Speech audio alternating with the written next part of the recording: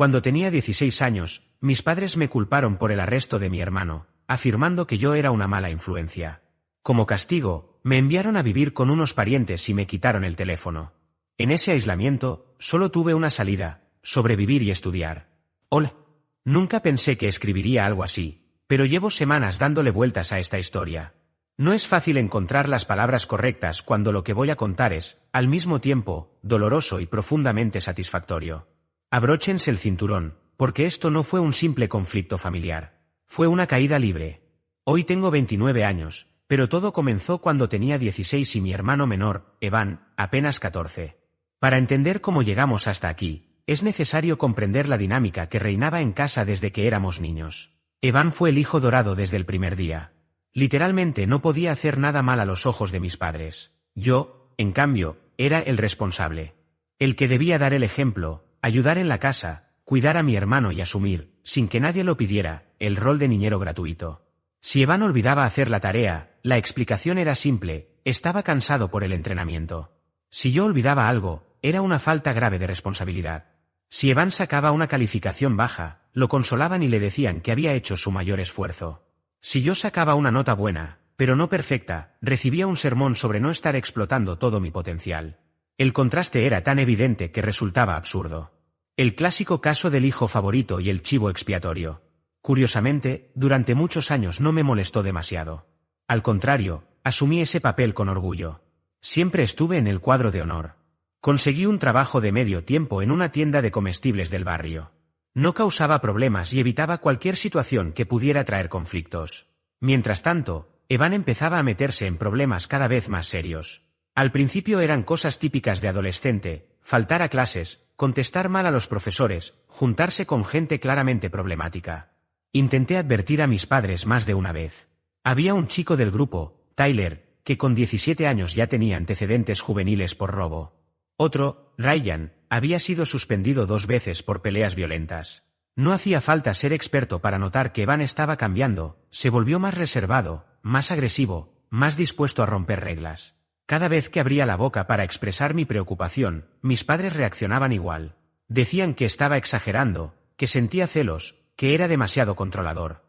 Mi madre incluso me dijo una vez que debería aprender de Evan y relajarme un poco, disfrutar la vida y dejar de ser tan rígido. Sí. Claro. La situación se volvió crítica durante el verano previo a mi penúltimo año de secundaria. Evan acababa de terminar la secundaria básica y estaba por comenzar la preparatoria. Tyler, Ryan y otros chicos del grupo empezaron a pasar cada vez más tiempo en nuestra casa. Mis padres estaban encantados. Para ellos, Evan por fin era sociable. Para mí, era una bomba de tiempo. Una noche de julio, trabajé hasta tarde en la tienda. Llegué a casa cerca de las 10:30. Todo parecía tranquilo. Mis padres estaban viendo televisión y asumí que Evan dormía en su habitación. Subí, seguí mi rutina habitual y me acosté cerca de la medianoche. Aproximadamente a las 2 de la mañana me despertaron unas voces apagadas. No eran gritos, sino esos susurros tensos que anuncian que algo va muy mal. Me levanté y abrí la puerta apenas lo suficiente para escuchar. Mi padre estaba al teléfono. Alcancé a oír claramente: sí, es por Evan. Vamos para allá ahora mismo. Después, el caos. Puertas que se abrían y cerraban, pasos apresurados, el motor del auto arrancando. Me asomé por la ventana y vi cómo se iban a toda velocidad. No volví a dormir. Regresaron alrededor de las 5 de la mañana. Escuché a mi madre llorando, la voz dura de mi padre y, finalmente, a Evan. No era un llanto común. Era el sonido de alguien aterrorizado. Permanecí en silencio. Algo dentro de mí me dijo que no era momento de intervenir. Cerca de las 7, mi padre llamó a mi puerta. Me dijo que me vistiera y bajara. Reunión familiar. Ahí fue cuando todo se desmoronó. Resultó que Evan y sus brillantes amigos habían decidido entrar ilegalmente a la escuela secundaria durante la noche. No para robar algo valioso, sino para vandalizar la oficina del director. Tyler tenía problemas personales con él y decidió vengarse. Rompieron una ventana, pintaron paredes, tiraron archivos y trataron de acceder a la computadora del director. La alarma se activó y la policía los encontró dentro del edificio. Evan tenía un aerosol en la mano cuando lo detuvieron. Caso cerrado. Mis padres nos sentaron en la sala. Evan parecía destruido. Ojos hinchados, mirada baja. Mi padre caminaba de un lado a otro. Mi madre parecía haber envejecido una década en una noche. Entonces mi padre dijo algo que todavía recuerdo palabra por palabra. Tenemos que hablar de cómo tú influiste en Evan para que hiciera esto. Me reí. Pensé que era una broma. No lo era. Según ellos, yo había creado un ambiente negativo en la casa criticando constantemente a los amigos de Evan. Yo lo había hecho sentir presionado. Yo era un mal ejemplo por trabajar demasiado y no pasar suficiente tiempo con él. Mis advertencias lo empujaron a rebelarse. Era una lógica tan retorcida que rozaba lo absurdo. Intenté defenderme. Les recordé que había advertido exactamente sobre esto. Que había señalado los riesgos. Que había pedido límites. No importó. Necesitaban un culpable que no fuera su hijo favorito. Mi madre dijo, textualmente: si hubieras sido un mejor hermano mayor, Evan no habría buscado aprobación en esos chicos. Evan no dijo nada. No me defendió. No corrigió a nadie. Simplemente dejó que me culparan. Y entonces llegó el verdadero castigo. Decidieron enviarme a vivir con mi tía Margaret y su esposo Thomas, en otro estado. Según mis padres, yo debía alejarme para que Evan pudiera reconstruir su vida sin mi influencia negativa. Ya lo habían hablado con ellos. Tenía una semana para empacar. Me sacaron de mi escuela, de mi trabajo, de mi vida. Me quitaron el teléfono. Nada de amigos. Nada de redes sociales. Querían que reflexionara sobre mi rol como miembro de la familia. Tenía 16 años y estaba siendo exiliado por algo que no solo no hice, sino que intenté evitar. El castigo de Evan fue arresto domiciliario y servicio comunitario. Se quedó en casa, rodeado de apoyo. Yo fui desterrado. El viaje hasta la casa de mi tía duró 6 horas. 6 horas en silencio, entendiendo que, a partir de ese momento, estaba completamente solo. Mi padre condujo todo el trayecto y no cruzamos una sola palabra. El silencio dentro del auto era tan denso que parecía ocupar cada espacio entre nosotros. Cuando llegamos, sacó una carpeta del asiento trasero y se la entregó a mi tía. Dentro estaban mis registros escolares, informes médicos y algunos papeles más, como si yo fuera un paquete que necesitaba instrucciones. Me dio un abrazo incómodo, de esos que no transmiten afecto sin obligación, y me dijo que reflexionara sobre lo que había hecho. Luego se fue sin mirar atrás. Mi tía Margaret y mi tío Thomas eran buenas personas, de eso no tengo dudas, pero era evidente que toda la situación los incomodaba. Vivían en una casa pequeña de 3 habitaciones, en una zona rural de Pensilvania. Sus propios hijos ya eran adultos y se habían ido hacía años, así que no estaban preparados para recibir de golpe a un adolescente bajo esas circunstancias. Me acomodaron en el cuarto de invitados, intentando ser amables, aunque ninguno sabía muy bien qué decir ni cómo actuar. Las primeras semanas fueron especialmente duras. No tener teléfono significaba no tener contacto alguno con la vida que había dejado atrás. En la casa había un teléfono fijo, pero mis padres habían sido muy claros, solo podía usarse en caso de emergencia. No podía llamar a mis amigos, no podía comunicarme con mi antiguo jefe del supermercado donde trabajaba. No podía explicar nada a nadie. Era como si me hubieran desconectado del mundo de un día para otro. Intenté una vez enviar correos electrónicos desde la computadora. Cuando tenía 16 años, mis padres me culparon por el arresto de mi hermano, afirmando que yo era una mala influencia. Como castigo, me enviaron a vivir con unos parientes y me quitaron el teléfono. En ese aislamiento, solo tuve una salida: sobrevivir y estudiar. Hola. Nunca pensé que escribiría algo así, pero llevo semanas dándole vueltas a esta historia. No es fácil encontrar las palabras correctas cuando lo que voy a contar es, al mismo tiempo, doloroso y profundamente satisfactorio. Abróchense el cinturón, porque esto no fue un simple conflicto familiar. Fue una caída libre. Hoy tengo 29 años, pero todo comenzó cuando tenía 16 y mi hermano menor, Evan, apenas 14. Para entender cómo llegamos hasta aquí, es necesario comprender la dinámica que reinaba en casa desde que éramos niños. Evan fue el hijo dorado desde el primer día. Literalmente no podía hacer nada mal a los ojos de mis padres. Yo, en cambio, era el responsable. El que debía dar el ejemplo, ayudar en la casa, cuidar a mi hermano y asumir, sin que nadie lo pidiera, el rol de niñero gratuito. Si Evan olvidaba hacer la tarea, la explicación era simple: estaba cansado por el entrenamiento. Si yo olvidaba algo, era una falta grave de responsabilidad. Si Evan sacaba una calificación baja, lo consolaban y le decían que había hecho su mayor esfuerzo. Si yo sacaba una nota buena, pero no perfecta, recibía un sermón sobre no estar explotando todo mi potencial. El contraste era tan evidente que resultaba absurdo. El clásico caso del hijo favorito y el chivo expiatorio. Curiosamente, durante muchos años no me molestó demasiado. Al contrario, asumí ese papel con orgullo. Siempre estuve en el cuadro de honor. Conseguí un trabajo de medio tiempo en una tienda de comestibles del barrio. No causaba problemas y evitaba cualquier situación que pudiera traer conflictos. Mientras tanto, Evan empezaba a meterse en problemas cada vez más serios. Al principio eran cosas típicas de adolescente: faltar a clases, contestar mal a los profesores, juntarse con gente claramente problemática. Intenté advertir a mis padres más de una vez. Había un chico del grupo, Tyler, que con 17 años ya tenía antecedentes juveniles por robo. Otro, Ryan, había sido suspendido 2 veces por peleas violentas. No hacía falta ser experto para notar que Evan estaba cambiando, se volvió más reservado, más agresivo, más dispuesto a romper reglas. Cada vez que abría la boca para expresar mi preocupación, mis padres reaccionaban igual. Decían que estaba exagerando, que sentía celos, que era demasiado controlador. Mi madre incluso me dijo una vez que debería aprender de Evan y relajarme un poco, disfrutar la vida y dejar de ser tan rígido. Sí, claro. La situación se volvió crítica durante el verano previo a mi penúltimo año de secundaria. Evan acababa de terminar la secundaria básica y estaba por comenzar la preparatoria. Tyler, Ryan y otros chicos del grupo empezaron a pasar cada vez más tiempo en nuestra casa. Mis padres estaban encantados. Para ellos, Evan por fin era sociable. Para mí, era una bomba de tiempo. Una noche de julio, trabajé hasta tarde en la tienda. Llegué a casa cerca de las 10:30. Todo parecía tranquilo. Mis padres estaban viendo televisión y asumí que Evan dormía en su habitación. Subí, seguí mi rutina habitual y me acosté cerca de la medianoche. Aproximadamente a las 2 de la mañana me despertaron unas voces apagadas. No eran gritos, sino esos susurros tensos que anuncian que algo va muy mal. Me levanté y abrí la puerta apenas lo suficiente para escuchar. Mi padre estaba al teléfono. Alcancé a oír claramente: «Sí, es por Evan. Vamos para allá ahora mismo». Después, el caos. Puertas que se abrían y cerraban, pasos apresurados, el motor del auto arrancando. Me asomé por la ventana y vi cómo se iban a toda velocidad. No volví a dormir. Regresaron alrededor de las 5 de la mañana.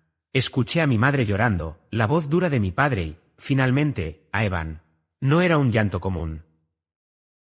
Era el sonido de alguien aterrorizado. Permanecí en silencio. Algo dentro de mí me dijo que no era momento de intervenir. Cerca de las 7, mi padre llamó a mi puerta.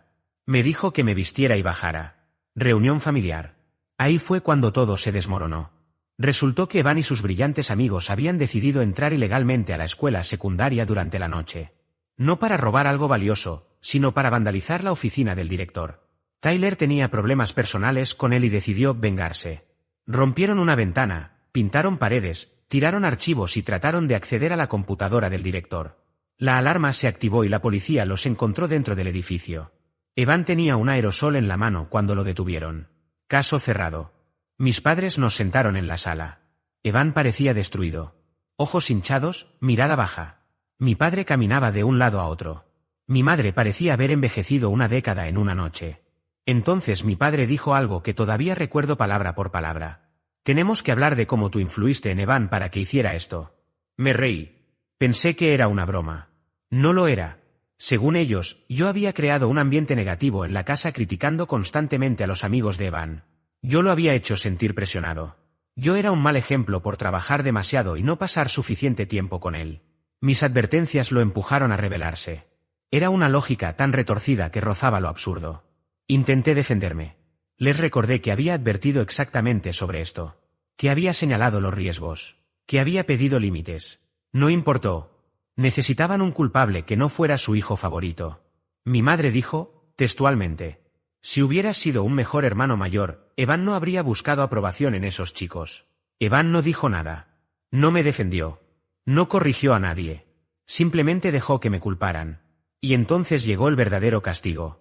Decidieron enviarme a vivir con mi tía Margaret y su esposo Thomas, en otro estado. Según mis padres, yo debía alejarme para que Evan pudiera reconstruir su vida sin mi influencia negativa.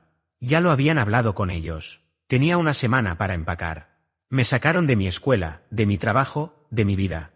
Me quitaron el teléfono. Nada de amigos. Nada de redes sociales. Querían que reflexionara sobre mi rol como miembro de la familia. Tenía 16 años y estaba siendo exiliado por algo que no solo no hice, sino que intenté evitar. El castigo de Evan fue arresto domiciliario y servicio comunitario. Se quedó en casa, rodeado de apoyo. Yo fui desterrado. El viaje hasta la casa de mi tía duró 6 horas. 6 horas en silencio, entendiendo que, a partir de ese momento, estaba completamente solo. Mi padre condujo todo el trayecto y no cruzamos una sola palabra. El silencio dentro del auto era tan denso que parecía ocupar cada espacio entre nosotros. Cuando llegamos, sacó una carpeta del asiento trasero y se la entregó a mi tía. Dentro estaban mis registros escolares, informes médicos y algunos papeles más, como si yo fuera un paquete que necesitaba instrucciones. Me dio un abrazo incómodo, de esos que no transmiten afecto sin obligación, y me dijo que reflexionara sobre lo que había hecho. Luego se fue sin mirar atrás. Mi tía Margaret y mi tío Thomas eran buenas personas, de eso no tengo dudas, pero era evidente que toda la situación los incomodaba. Vivían en una casa pequeña de 3 habitaciones, en una zona rural de Pensilvania. Sus propios hijos ya eran adultos y se habían ido hacía años, así que no estaban preparados para recibir de golpe a un adolescente bajo esas circunstancias. Me acomodaron en el cuarto de invitados, intentando ser amables, aunque ninguno sabía muy bien qué decir ni cómo actuar. Las primeras semanas fueron especialmente duras. No tener teléfono significaba no tener contacto alguno con la vida que había dejado atrás. En la casa había un teléfono fijo, pero mis padres habían sido muy claros, solo podía usarse en caso de emergencia. No podía llamar a mis amigos, no podía comunicarme con mi antiguo jefe del supermercado donde trabajaba. No podía explicar nada a nadie. Era como si me hubieran desconectado del mundo de un día para otro. Intenté una vez enviar correos electrónicos desde la computadora de mi tía, pero ella tenía instrucciones de supervisar todo lo que hacía en Internet. Mis padres no querían que contara mi versión de los hechos a nadie, así que el aislamiento no fue solo físico, también digital. En una época dominada por las redes sociales y la conexión constante, quedé completamente solo. Lo peor no era la soledad en sí, sino la incertidumbre. No saber qué estaban diciendo de mí. Me preguntaba si mis amigos se cuestionaban mi desaparición repentina, si mis padres estaban contando que me habían enviado lejos porque yo era el problema, o si alguien, en algún lugar, estaba defendiendo mi nombre. Tal vez nadie lo hacía. Tal vez todos aceptaron sin cuestionar la versión que ellos decidieron imponer. A finales de agosto comenzaron las clases y me inscribí como estudiante de penúltimo año en la escuela secundaria local. No conocía absolutamente a nadie. Llegué 3 semanas después de iniciado el ciclo escolar, sin redes sociales, sin teléfono y sin historia previa con ninguno de mis compañeros. Me convertí automáticamente en el chico raro, el nuevo del que nadie sabía nada. Hacer amigos fue prácticamente imposible. Almorzaba solo, hacía mis tareas solo y pasaba casi todo mi tiempo libre encerrado en mi habitación. Cuando alguien me preguntaba de dónde venía, respondía con evasivas sobre asuntos familiares. Cuando me pedían mis redes sociales, decía que no usaba ninguna. En 2012, eso era casi como decir que uno no creía en la electricidad. Me miraban con desconfianza, como si fuera de otro planeta. Los profesores también parecían confundidos. Tenían frente a ellos a un estudiante con un historial académico excelente, claramente capaz y disciplinado, pero completamente aislado a nivel social. Más de una vez noté a la orientadora escolar observándome mientras comía solo, probablemente debatiéndose si debía intervenir.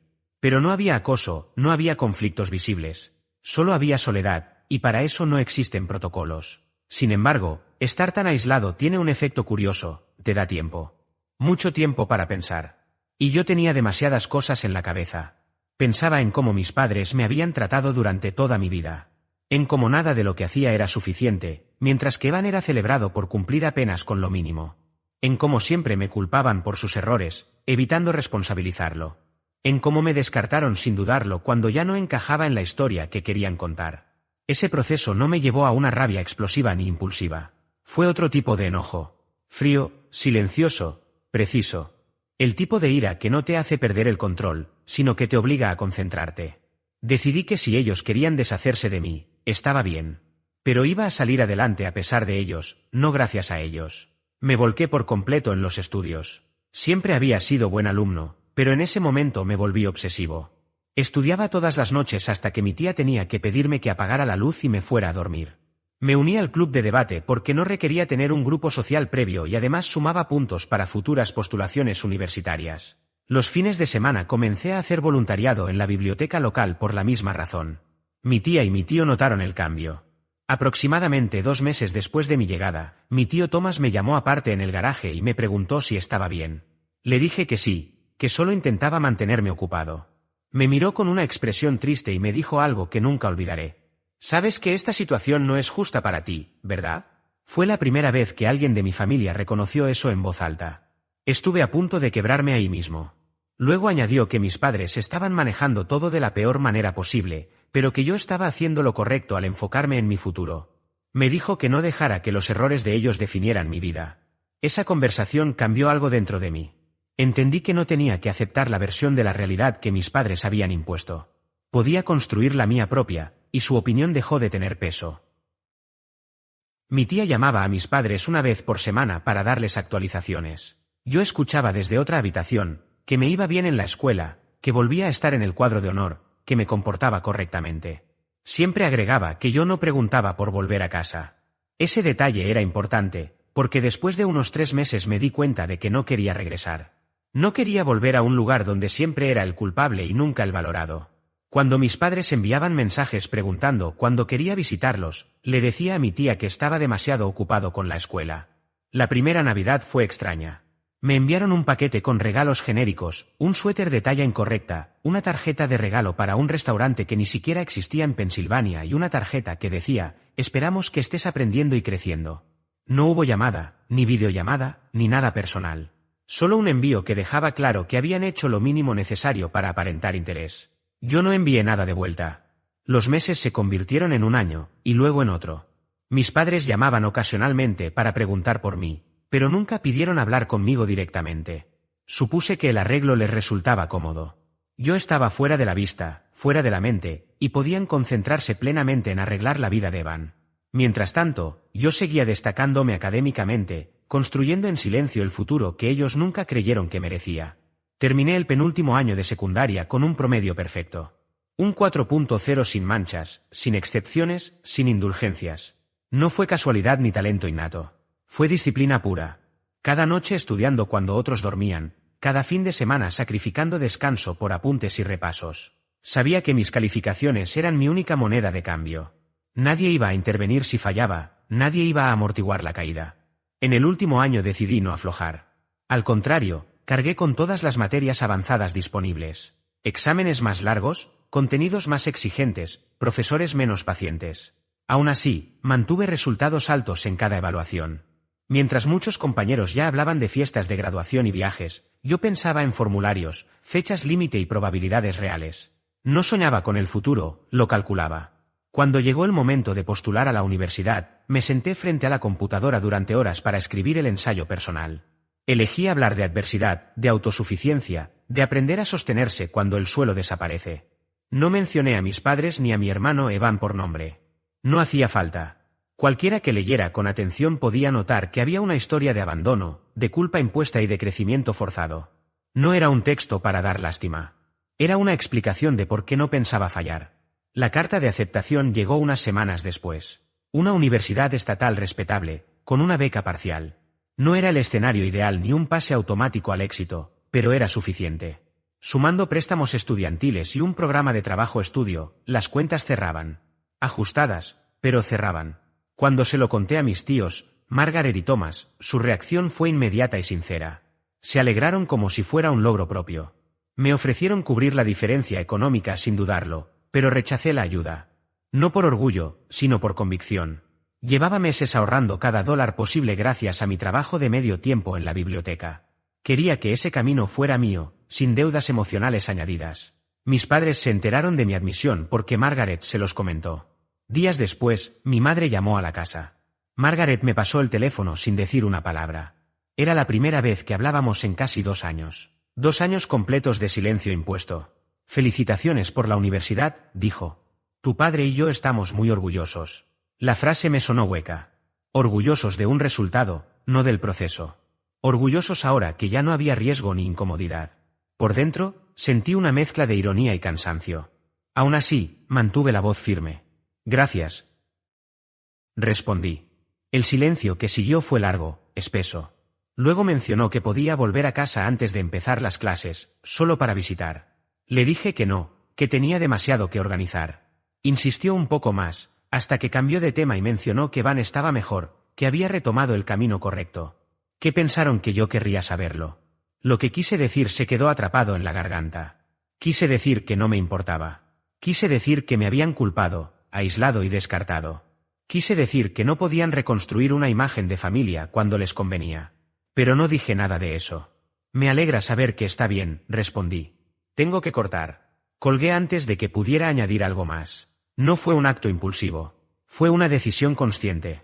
Ese otoño me fui a la universidad y no miré atrás. Elegí la carrera de Pre-Derecho con una especialización en ciencia política porque entendía el poder del lenguaje, de las reglas, de los sistemas. Sabía lo que era quedar desprotegido cuando otros controlan la narrativa.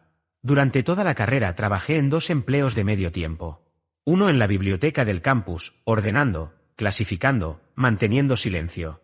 El otro en una cafetería cercana, atendiendo turnos largos y clientes apurados. Entre clases, estudio y trabajo, tenía quizá 2 horas libres al día. Y aún así, no me molestaba. Estar ocupado me protegía del pasado. Tuve algunos amigos, relaciones superficiales y rutinas estables. Nada espectacular, pero suficiente. Mi compañero de cuarto en primer año se llamaba Miguel y estudiaba ingeniería. Nos llevábamos bien porque no exigíamos nada el uno del otro. Él resolvía ecuaciones hasta la madrugada, yo leía sentencias judiciales. A veces comíamos juntos, a veces veíamos algún partido los fines de semana. Compartíamos espacio, no conflictos. En segundo año me mudé a un departamento con otros 3 estudiantes. Era más barato y me daba control sobre mi alimentación. Aprendí a cocinar con lo mínimo. Arroz, legumbres, pollo, pasta. Repetitivo, pero eficiente. Comer bien no era un lujo, era una necesidad funcional. Durante gran parte del tercer año salí con Hannah. Estudiaba para ser docente y tenía una forma amable de ver el mundo. Nos conocimos en una clase y empezamos estudiando juntos. Luego vinieron los cafés, después las citas. Conoció a mi tía Margaret cuando vino de visita. Margaret la aprobó de inmediato. Dijo que me hacía bien. La relación terminó cuando Hannah entendió que yo no iba a presentarla a mis padres. No lograba comprenderlo. Intenté explicarlo una vez, con cuidado, sin dramatizar. Pero venía de una familia estable, donde los conflictos se hablan y se resuelven. Me sugirió perdonar, intentar terapia familiar. Cuando me negué, dijo que estaba aferrado a una ira que solo me dañaba.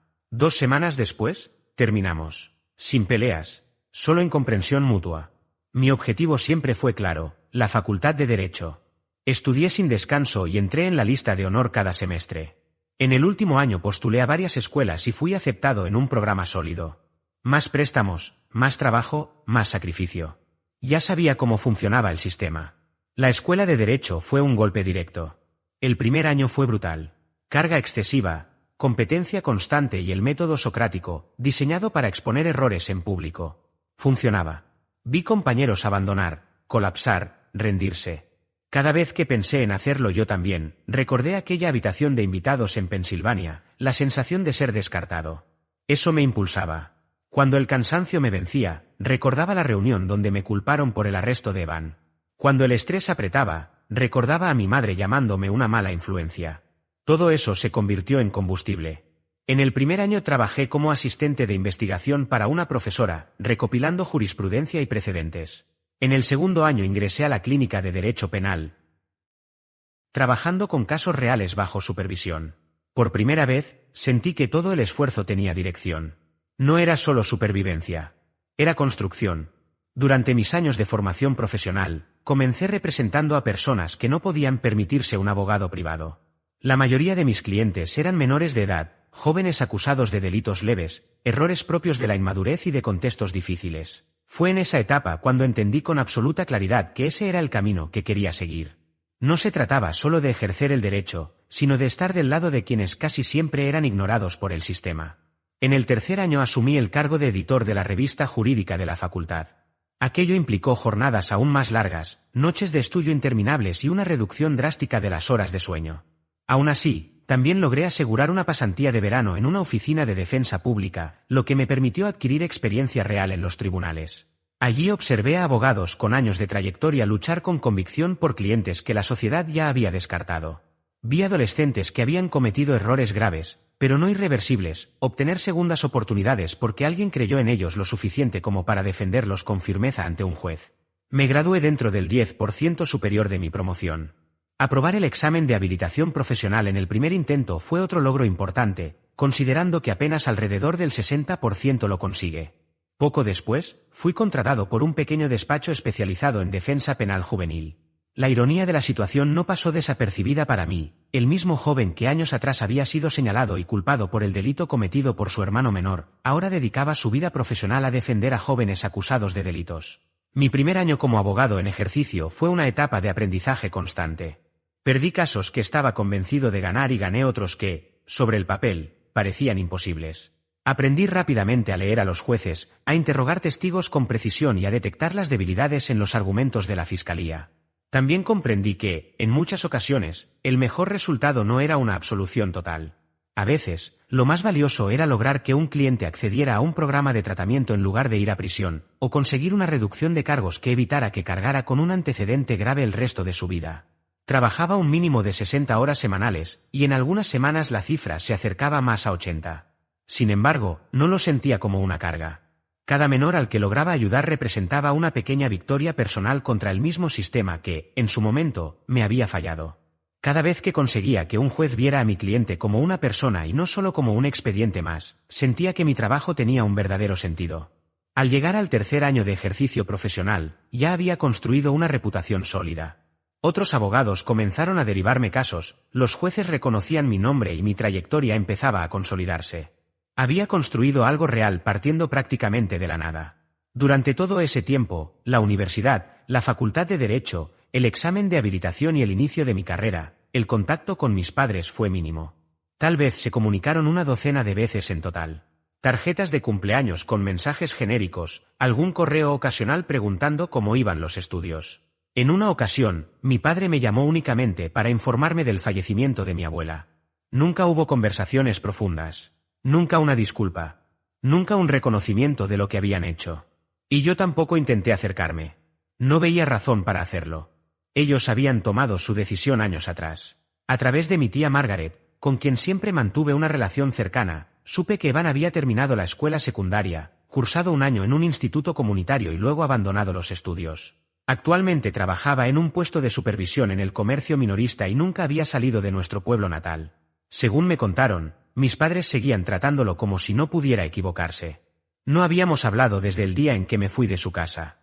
Avanzando hasta hace aproximadamente 3 meses, yo tenía 29 años y llevaba 3 años ejerciendo como abogado defensor. Me había especializado en defensa penal juvenil y mi reputación era respetable. Ganaba la mayoría de mis casos y, en aquellos que no lograba ganar, solía obtener reducciones significativas de las sentencias. No era una persona rica, pero vivía cómodamente. Tenía mi propio apartamento, pagaba mis cuentas sin dificultad y estaba cerca de saldar por completo mis préstamos estudiantiles. Una mañana de martes, mientras revisaba expedientes en mi oficina, mi secretaria me informó que tenía una consulta sin cita previa. El nombre en el formulario de ingreso era Susan y Michael Stevens, los nombres de mis padres. En un primer momento no lo asocié, ya que se trata de un apellido bastante común. Le pedí que los hiciera pasar. Cuando la puerta de mi despacho se abrió y levanté la vista de los documentos, me encontré cara a cara con ellos. 13 años mayores, con el cabello más canoso, pero inconfundiblemente las mismas personas. La expresión de sorpresa en sus rostros fue imposible de ignorar. Mi madre incluso dejó escapar un jadeo, y mi padre se quedó con la boca abierta, como si hubiera visto un fantasma. Permanecieron inmóviles en la entrada durante unos segundos eternos. Para mí, la situación fue extrañamente irreal. Durante años había imaginado reencontrarme con ellos, ensayando mentalmente las palabras exactas que diría, el discurso perfecto para hacerles comprender el daño que me habían causado. Sin embargo, ahora que el momento había llegado, me sentía calmado, casi distante. El tiempo había dejado huellas evidentes en ambos. Mi madre tenía el cabello mayormente gris y había ganado algo de peso. Mi padre parecía haber envejecido de forma más dura, arrugas profundas alrededor de los ojos, cabello más ralo y una expresión de desgaste acumulado por años de tensión. Vestían de manera formal, como si asistieran a una ceremonia importante. Él llevaba camisa y pantalón de vestir, ella, un vestido discreto y conservador. Yo permanecí sentado, bolígrafo en mano, observándolos como a cualquier otro posible cliente. Señor y señora Stevens, dije con un tono profesional, por favor, tomen asiento. Mi madre fue la primera en reaccionar. Danny, ¿eres tú? ¿De verdad eres tú? No usaban ese apodo desde mi infancia. Hacía años que me presentaba profesionalmente como Daniel, y escucharlo nuevamente me resultó incómodo. ¿Es Daniel? Corregí con calma. Y sí, soy yo. ¿Han venido por una consulta? Avanzaron torpemente hasta las sillas frente a mi escritorio, como si hubieran olvidado cómo moverse. Mi padre no dejaba de mirarme, incrédulo. Mi madre tenía los ojos llenos de lágrimas, aunque no podía distinguir si se trataba de culpa, miedo o simple conmoción. De pronto, la oficina pareció más pequeña. Aquel espacio, que siempre había sido mi lugar de control y seguridad, ahora contenía a las dos personas que más indefenso me habían hecho sentir en el pasado. Sin embargo, el escritorio seguía entre nosotros, mi título colgaba en la pared detrás de mí y mi nombre figuraba en la puerta. Esta vez, la posición era distinta. Ese despacho ya no les pertenecía. Ese espacio, cada centímetro de madera pulida y cada carpeta perfectamente alineada, era mío. Durante años había imaginado cómo sería este momento, aunque nunca pensé que llegaría de esta forma, ni que ellos entrarían por esa puerta como clientes desesperados. Mi madre fue la primera en romper el silencio. Lo hizo de manera torpe, atropellando las palabras, como alguien que sabe que está pisando terreno prohibido. No, no lo sabíamos, balbuceó. Llevamos semanas buscando un abogado defensor. Preguntamos, llamamos a varios estudios, nadie nos daba una respuesta clara. Finalmente, alguien nos recomendó este despacho. Hicimos la cita sin saber, sin imaginar que serías tú. Su voz se apagó lentamente. Me observaba con atención, como si intentara reconciliar la imagen que tenía de mí con el hombre que tenía enfrente. El traje sobrio, el reloj discreto, el escritorio impecable, el diploma enmarcado de una universidad que jamás mencioné porque nunca se molestaron en preguntar. No vi orgullo en su mirada al principio. Vi desconcierto. ¿Extrañeza? Tal vez incluso culpa. Interesante, respondí con calma. Bien. Entonces, expliquen por qué necesitan un abogado penalista. Mantuve el tono profesional, neutral. No era difícil. Había aprendido a compartimentar emociones durante años de ejercicio legal. Ellos no eran mis padres en ese momento. Eran dos personas sentadas frente a mi escritorio, solicitando asesoría. Se miraron entre sí. Un intercambio silencioso cargado de nervios. Mi padre aclaró la garganta varias veces antes de hablar. Cuando lo hizo, su voz sonó más cansada que nunca. «Es Evan», dijo. Evan fue arrestado. Alcé las cejas, fingiendo sorpresa, aunque por dentro algo encajó con una claridad incómoda. «Entiendo. ¿Cuáles son los cargos?» Mi madre no respondió con palabras. Se quebró. Lloró de verdad, sin control, con un llanto desordenado que intentaba contener presionando un pañuelo contra su rostro. No era una escena teatral. Era miedo, pánico, desesperación. Mi padre, en cambio, se quedó rígido. Su rostro parecía haber envejecido varios años en cuestión de segundos. «Malversación de fondos», dijo finalmente. A su empleador. Aproximadamente $45.000 durante 2 años. Asentí despacio y tomé notas en mi libreta, aunque los detalles ya se dibujaban solos. «Es un delito grave», comenté. «¿Se trata de sospechas o existe evidencia concreta?» «Existe evidencia», admitió. «Registros bancarios, facturas falsificadas, transferencias encubiertas. Todo documentado. Su abogado dice que podría enfrentar entre 2 y 5 años de prisión si el caso llega a juicio y es condenado». Levanté la vista con intención. «¿Su abogado?» Mi madre asintió entre sollozos. «Un defensor público. Pero no le importa realmente. Solo quiere que acepte un acuerdo. No está luchando por él. Evan no es un criminal, solo cometió errores». Anoté algunas palabras más, principalmente para darme tiempo. Evan, el hijo dorado. Evan, siempre protegido. Evan, ahora acusado de un delito financiero serio. Y mis padres, sentados frente a mí después de 13 años de silencio absoluto. Entonces, dije finalmente, lo que desean es contratarme para que defienda a Evan en este proceso penal. Sí, respondió mi padre sin dudar. Sabemos que es incómodo, considerando el pasado, pero eres su hermano. Además, alguien nos dijo que eres uno de los mejores abogados defensores juveniles de la zona. Levanté una mano, interrumpiéndolo con educación. No manejo casos de adultos. Mi especialidad es la defensa penal juvenil. Evan tiene 27 años, ¿correcto? El cambio en el rostro de mi madre fue inmediato. La esperanza que había aparecido por un instante se extinguió. Oh, no lo sabíamos. Aún así, continué, conozco excelentes abogados especializados en delitos financieros. Personas serias, con experiencia real en este tipo de casos. Puedo recomendarles algunos. Saqué otra hoja y comencé a escribir nombres y números. Abogados que respetaba. Gente competente, que no prometería milagros, pero sí una defensa sólida. Mientras escribía, el silencio volvió a caer. Hasta que mi madre habló de nuevo, con una voz más baja. «Daniel, lo sentimos. De verdad. No sabíamos que habías llegado tan lejos. Estamos orgullosos de ti». Levanté la mirada lentamente. 13 años. 13 años sin llamadas, sin mensajes, sin visitas. 13 años siendo el hijo descartado. Y ahora, cuando necesitaban algo, aparecía el orgullo. Con todo respeto, señora Susan, respondí, tuvieron 13 años para decir eso. 13 años para disculparse, para reconocer que se equivocaron conmigo. Eligieron no hacerlo. Mi padre se removió incómodo en la silla. Creímos que necesitabas espacio. Pensamos que querías estar solo. No, dije con firmeza. Me culparon por los errores de Evan. Me apartaron porque era más fácil que exigirle responsabilidad. Y ahora, cuando vuelve a fallar, vienen a pedirme ayuda. Es irónico. Cometimos errores, susurró mi madre. Lo sabemos ahora. Pero sigue siendo tu hermano. Terminé de escribir, arranqué la hoja y la deslicé hacia ellos. Aquí tienen 3 abogados excelentes. Cualquiera puede llevar este caso con profesionalismo. ¿Eso es todo?, preguntó mi padre. ¿Solo referencias? ¿Qué esperaban? Respondí. ¿Que olvidara 13 años? ¿Que salvara a alguien que nunca me defendió?